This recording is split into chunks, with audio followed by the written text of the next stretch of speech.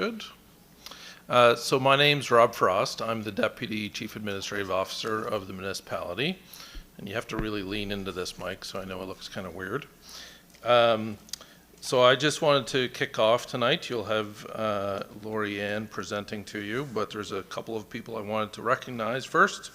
I've got three of my wonderful colleagues here this evening, all of which have had a hand in grants over the past number of years, and in my opinion have done a very excellent job. So Amy Johnson, who's at the back of the room, who you probably talked to coming in. Amy was the kind of long-term grants person. Amy's currently in a recreation role, doing a great job in that role as well. But she really helped us get to where we are in our grants. And then last year we had Joanna McGrath, who stepped into the role, did another excellent job of keeping things rolling. Joanna's now moved to another role, but and now we have Lori Ann in the position, and who has again kept it rolling excellent. So we have three people here tonight that have all been in the grants position. So after the presentation, which isn't real long tonight, you'll have lots of opportunity to talk to them or myself about any questions you might have in regards to grants. I will just at one point, the sound in this room is, we still are working on it, Meg. And I know that there's certainly, you know, if we're using the mic and we're speaking into it and talking loudly, hopefully you can hear us okay.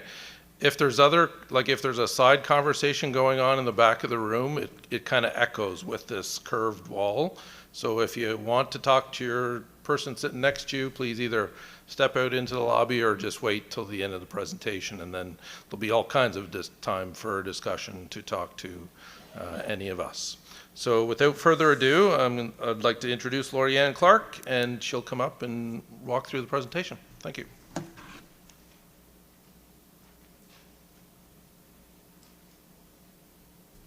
Hi everyone, as Rob said, I'm Lori Ann Clark and I am the Grants and Funding Administrator.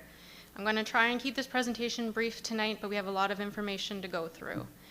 We do hope to answer most of your questions throughout the presentation, and staff, as Rob said, will be available afterwards to answer specific questions, but if you have general questions at the end, we'll answer those as a group.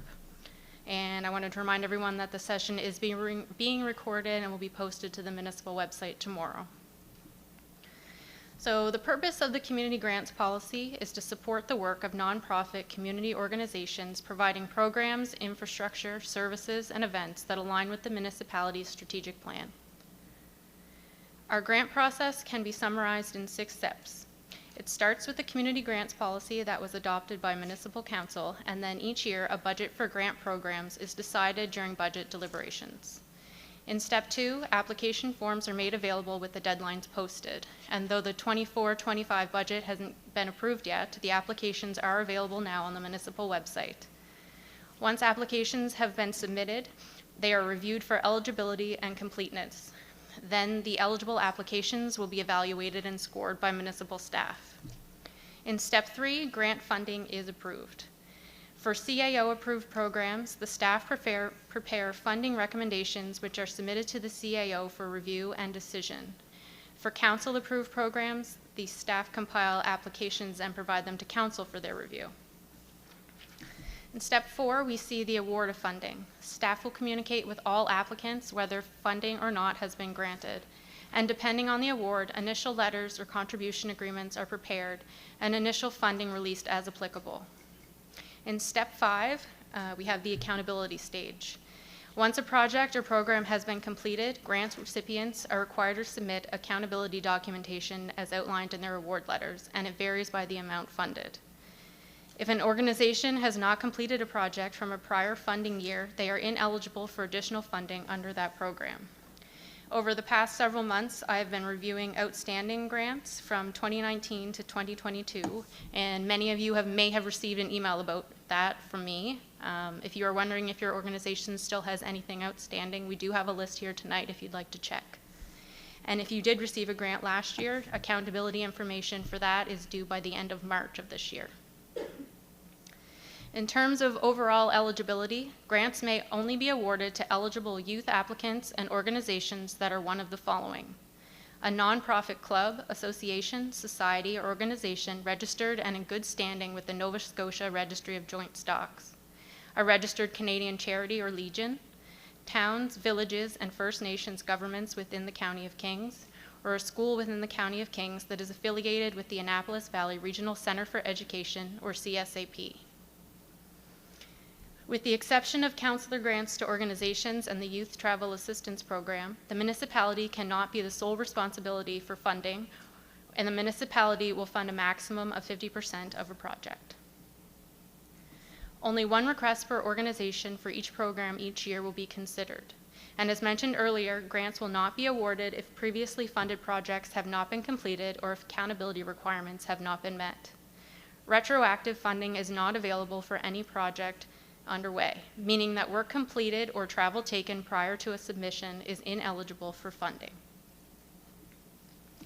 Once the applications have been awarded, the final funding decisions will be made and sent out.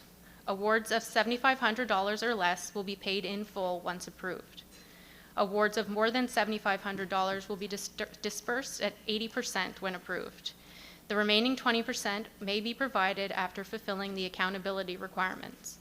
The final award amount will be adjusted to reflect the actual revenues and expenditures to the maximum allowable funding limit of the program or the percentage identified in the funding agreement. Successful applicants may be required to sign and return a terms and conditions letter or execute a contribution agreement prior to receiving any funds, and all recipients will be required to acknowledge the municipality's contributions. In the case of a single-year grant, a grant must be spent on the sole purpose for which it was awarded within 12 months of awarding. If grants have not been fully used by March 31st, a written status update to the municipality must be provided and approved. Funding cannot be carried forward for longer than 24 months after the award. Through the King's Vision Grant Program, multiple year funding may be awarded, but they will require initial approval by council and are subject to ongoing annual application and approval. On to the accountability requirements. As I said, all funding recipients are required to submit a report on the use of municipal funds. The requirements specific to any award will be detailed in each award letter, but in general, awards of $7,500 or less are required to submit a summary of how the funds were used. For awards between $7,500 and $30,000, proof of actual expenses and payment is required. For awards between $30,000 and $50,000, proof of actual expenses and payment, internally approved financial statements, and proof of acceptance by the organization's board are required. And for awards more than $50,000, we will require proof of actual expenses and payment, a review undertaken by a licensed CPA. Failure to submit accountability reports will result in remaining funds being withheld and render the organization ineligible for future funding until such time that the necessary reports have been received. As I mentioned before, I do have a list of open grants, and if you would like to check that after the presentation, any member of staff can help you with that. Once those accountability documents have been reviewed, funding will be adjusted to reflect the actual cost of a project to the maximum allowable funding limited to a specific program or, where applicable, the percentage identified in the funding agreement. For an example, if an organization has submitted an application with a $10,000 budget and they have been awarded 30% of the total up to $3,000, but they submit their actual costs for a total of $8,000, the award will be adjusted to $2,720. The community grants policy makes 7 grant programs available, and we'll go through each of those in more detail. The Youth Travel Assistance Program supports youth teams or individuals of the municipality who have won the right or been selected to participate in events that require travel. The maximum assistance for teams and individuals depends on the destination of travel. Additional eligibility requirements for this program can be reviewed in the policy, but notably, the applicants must be a resident of the municipality and they must be under the age of 21. These applications are being accepted now, and on April 2nd, all applications received will be reviewed and considered for funding. If there are funds remaining, applications will continue to be accepted until March 31st of 2025 or until the budget has been fully expended. The Parks, Playgrounds, and Trails Grant supports the creation and maintenance of active living infrastructure. These grants support communities through well-maintained public parks, playgrounds, trails, and assets to improve opportunities and promote active living. Funding may support all capital aspects of development and maintenance, excluding the purchase of land for future development. Maximum assistance available depends on the specific type of project. For a community park or playground, capital can be 50% of cost to a maximum of $7,500, and maintenance 50% of cost to a maximum of $4,500. For trails, capital will be 50% of cost to a maximum of $40,000, and maintenance 50% of cost to a maximum of $20,000. Capital funding is defined in the policy as an item with an acquisition cost of $2,500 or more with an estimated useful life over 5 years, including but not limited to such items as structure, apparatus, and building renovations. The deadline for this grant is April the 2nd. Next, we have the Community Festivals and Special Events Grant. This grant assists community organizations with the cost of festivals, fairs, and special events marking civic or national holidays or other noteworthy events. The amount of assistance available is determined by expected attendance and the consecutive number of days of an in-person event. For festivals, fairs, or special events, you can receive up to 25% of estimated costs to a maximum of $1,000 per day or a maximum of $2,000 for the entire event. A major event must have expected attendance of 5,000 or more people for the duration of the event that happens over multiple consecutive days. Assistance for major events is up to $2,000 per day or $10,000 for the complete event. The deadline for this grant is also April the 2nd. For the King's Vision Grant, the grants contribute to the municipality's vision of being a place where all people choose to be. This grant assists organizations undertaking projects that align with one of the 5 key strategic priorities of the municipality's strategic plan. These are strong communities, environmental stewardship, economic development, good governance, and financial sustainability. Maximum assistance available for any one initiative is up to 50% of a project's cost with a minimum request of $7,500. As I said earlier, multi-year applications may be considered under this program, but they require initial approval by council as well as annual applications and annual funding approval. This grant application is also due on April the 2nd. Next, we have the Community Recreation Programming Assistance Grant. This fund assists community organizations who provide recreation programming to individuals aged 21 and under. Permitted expenses include programming costs, part-time staffing, program equipment, new or established programming, leadership, leisure activities, group education, and tournaments and regional events are not eligible for funding. The maximum assistance available is up to 100% of the net cost for a program to a maximum of 50% of the total cost. The deadline for this application is May the 1st. The Community Hall Assistance Program works to assist with capital repairs and renovations of halls and contributes to the ongoing preservation of halls that are available for community use across the municipality. Priority for funding is given to projects that are directly related or attached to the hall structure and the building's safety and integrity. Applications are eligible for capital and operational funding. However, finances reserved for a capital project cannot be included in the total operating cost. Separate itemized budgets for operating and capital requests must be included with the application. For a capital project, renovation, or accessibility upgrade, the maximum funding is 50% of costs to a maximum of $7,500. For operational assistance, this grant can provide up to 50% of total annual operating costs to a maximum of $1,000. There are a few additional eligibility requirements included for this grant. The community hall must be open to the public. The applicant must have the authority to manage the property through ownership for a long-term lease of at least 10 years. The hall must provide proof of current fire insurance as well as a current compliant fire inspection. And for any work where a building permit is required, proof of the permit is required before funds were released. Any money held by the municipality will not be released until all permits have been closed. These applications are due on May the 1st.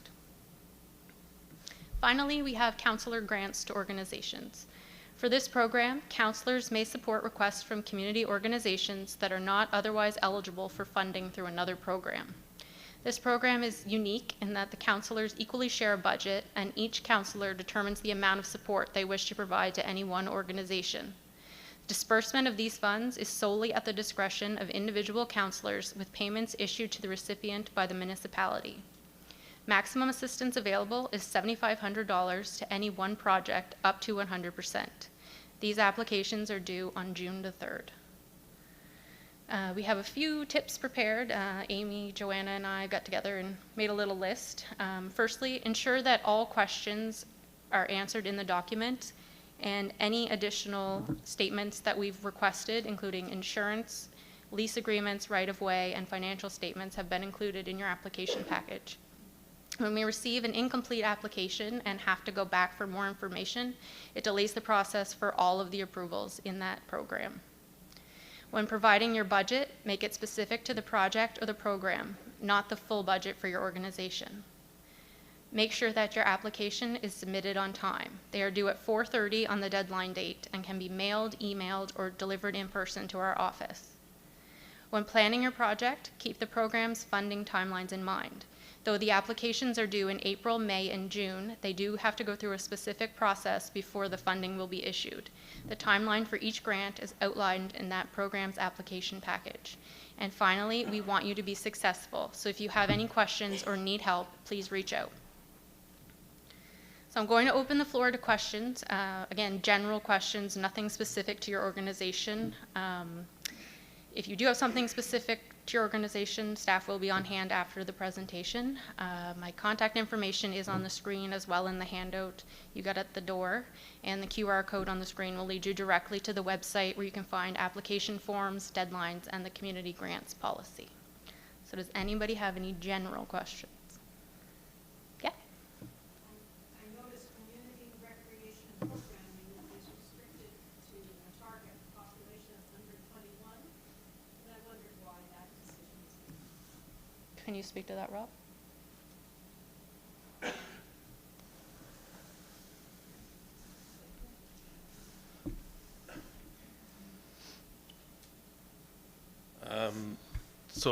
If you didn't hear the question, I believe it was the CRPA, or Community Rec Programming, is targeted under 21, correct? And why is that?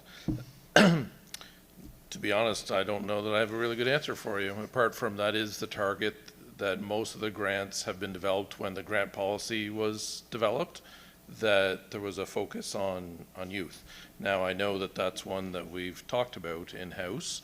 And what happens with the grant policy is that it gets, it was developed, and then probably just about every year, we take it back to council and say, here's a few things we've heard, here's a couple of tweaks we would suggest, and more often than not, we make those changes to the, so that's certainly something that we can take. I would suggest that under 21s are well represented in other grants. Many under 21s are in school, and school situations offer recreation and programming, and that as the population ages, social recreation for adults is really important. For mental health, Absolutely. physical health. Yep, absolutely. I see Amy Amy, waving do her you have hand at the something back to say of the back room. there?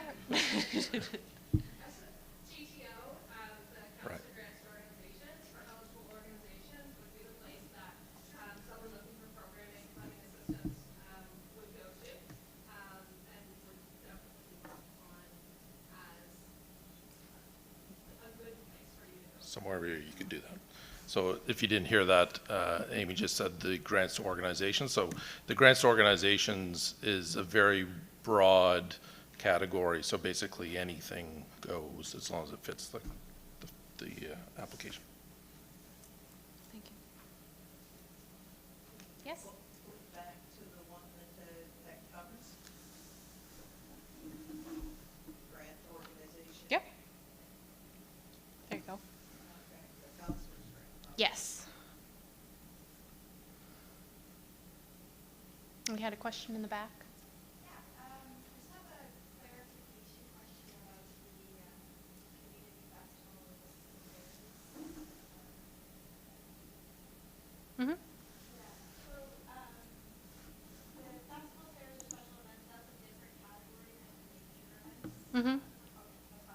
Okay, that's fine, Okay. Yes? You had mentioned that we need to pick one of those grants because we cannot apply to more than one. You can apply for more than one if it's for different projects. Anyone else? Yes?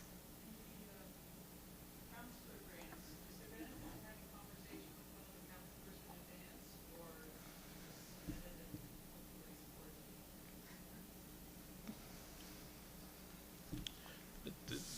With the grants, all of the grants policies and all the applications, I mean, certainly people advocate for their projects, so, you know, I would suggest it's always a good idea to talk to your counselor about a project that you might be interested in doing.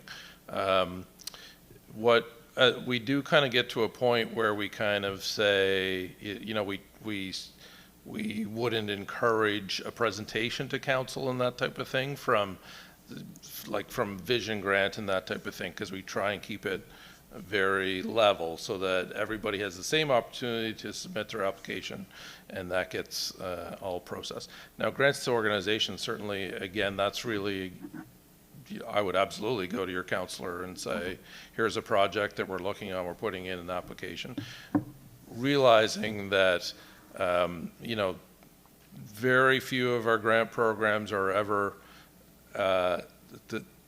there's never enough money to go around. Let's put it that way. So, you know, in fairness to the counselors, and we've got one here tonight at least, they always have to make some tough decisions when it comes to the grants to organizations, because what's the budget, 80,000? 75? So they each have about $7,500, depending on the budget, that they can allocate, and usually the asks far exceeds what they can, so they have to make decisions. But what does happen with GTO lots is that, you know, maybe you ask for 5,000, but in that one you can get like 3,000 or something, so They seem to try to give everybody something. And it's not just your specific counselor that can fund, it's any of the counselors. Each of them are given a specific amount of money each to look at all of the applications that come in. So, speaking to any counselor and giving more information about your projects is always great. They can at least help spread the word or direct you to other programs that might help as well. I would say that too, because, you know, our the 9 counselors, so the mayor does not participate in that program, it's just the counselors, that's by his choice. Because again, he covers the entire municipality and makes it even more difficult. But there is, when you look at, you know, depending on the counselor in the district, there's, you know, if you represent New Minas, there's a lot more community groups that are looking for funding than one of the more rural areas in some cases. So that can make a difference too. So to Amy's point, you know, sometimes there's counselors that will just fund things in their district and don't have enough money, and then there might be other counselors that, again, depending on the ask, will look to what they can support that might be more global in the county. Yes? I have a question on the CHAP grant. Yes. I had a feeling about 8 years ago with CHAP, but I see the operational assistant, that's new to me. What is the requirement for justification?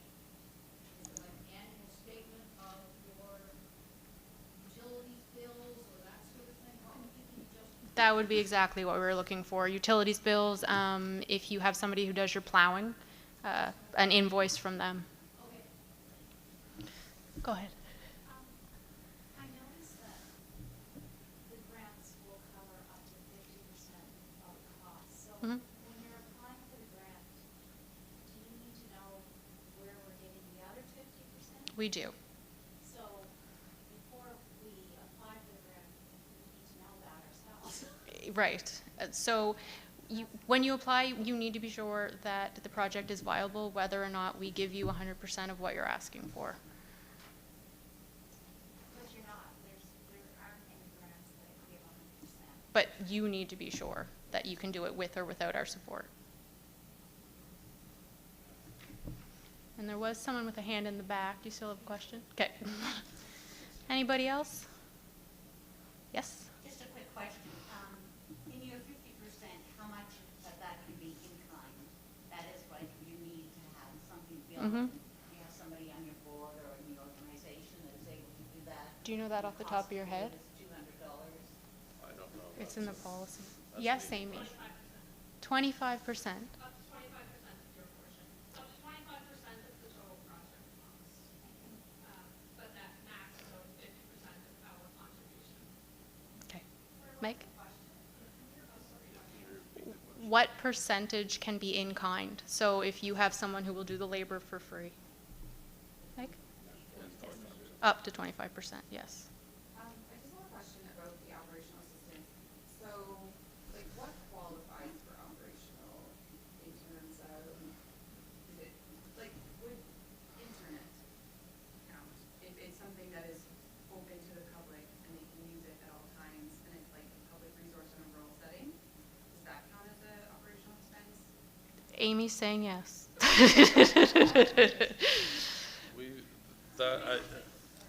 So that one, we've left it very open. There were, so I think that's been 2 years now we've had that in place, Amy. We recognize, we have a lot of community halls in Kings County, and what we were finding is that they didn't so much need assistance with a big project because, they maybe had their generator or had their heat pump or the ramp or whatever the next thing was, but they were struggling with day-to-day operational costs. So Heating, heat, snowplow, lights, yeah. exactly. So really, anything it takes to operate, I think we Mowing. would fit that. Even we added like chairs, I think, right? I'm saying this, but right, because those are the types of things we found that people can't cover easily. So think of when you do your budget, when you present it at your AGM, you present your operating budget and whatever's included in that. So the only thing I would say to that is that it would be more so of a capital expense if you were looking at installing like Starlink or something. I'm looking at you, Stella, or there. If you're looking at doing something like that, it'd be more on the capital side. But your actual operating, so all of your heat lights, everything that has to do with that, would be on the operation side.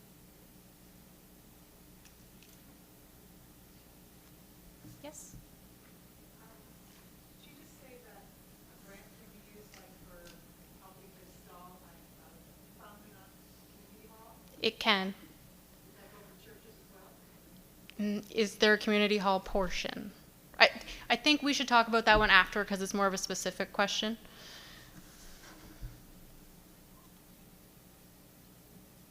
Yep.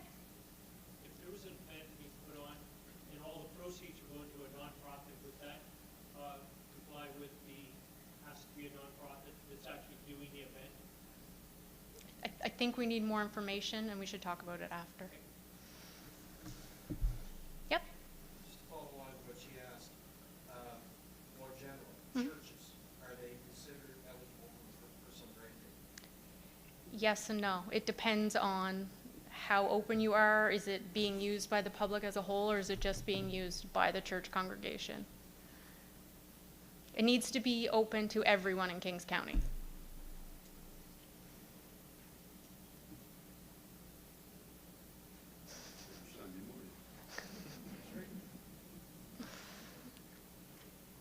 Does anyone have anything else?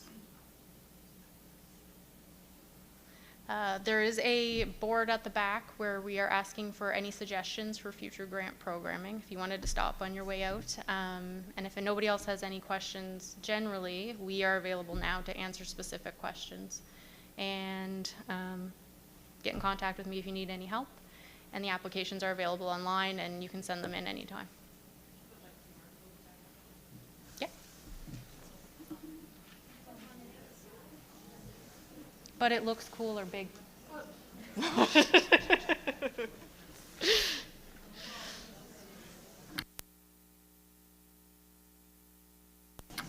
Thank you all for coming tonight.